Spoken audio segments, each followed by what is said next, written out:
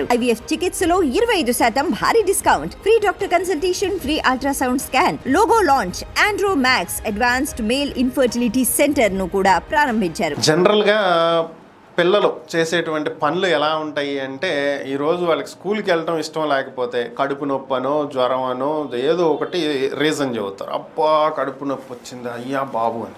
So అట్లాగే ఒక పిల్లోడికి స్కూల్కి వెళ్ళటం ఆ రోజు మూడ్ లేదంట పాపం. ఏది నిన్న జరిగింది, ఇది నేను ఎప్పుడుదో చెప్పట్లేదు, నిన్న శుక్రవారం రోజు జరిగినటువంటి సంఘటన ఇది ఢిల్లీలో జరిగింది.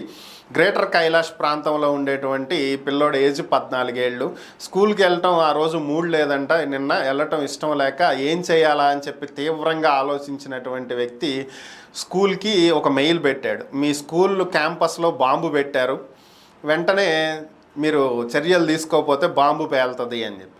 సరే ఒక్క స్కూల్కే పెడితే నమ్మరేమో అని చెప్పి దాని చుట్టుపక్కల ఉన్న మరో 2 స్కూల్స్కి కూడా మెయిల్ పెట్టాడండి మేధావి. సో ఈ దెబ్బతోటి స్పందించినటువంటి స్కూల్ యాజమాన్యం పోలీసులకు కంప్లైంట్ ఇవ్వటం, డాగ్ స్క్వాడ్ రావటం, 3 స్కూళ్ళని పూర్తిగా డాగ్ స్క్వాడ్ బాంబు స్క్వాడ్ తనిఖీ చేయటం, దెబ్బకి స్కూళ్ళు 3టికి సెలవు ఇచ్చేశారు. పిల్లలకి టీచర్లకి ఎవరికీ లేదు స్కూలు.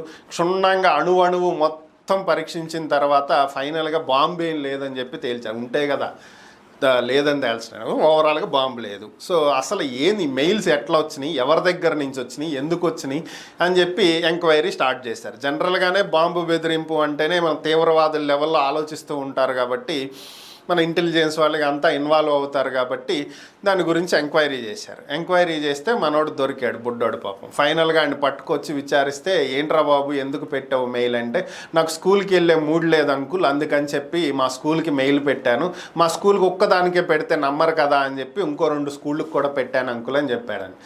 పోలీసులు షాక్ అవ్వటం జరిగింది. మరి ఇప్పుడు వాడి మీద ఏం చర్యలు తీసుకుంటారో చూడాలి పాపం. పిల్లలు ఇట్లాంటివి మాత్రం చేయకండి. మీకు స్కూల్ మానేయాలనిపిస్తే మీరు మాత్రం మానేయండి, ఎంటైర్ స్కూల్కి సెలవు ఇప్పించొద్దు.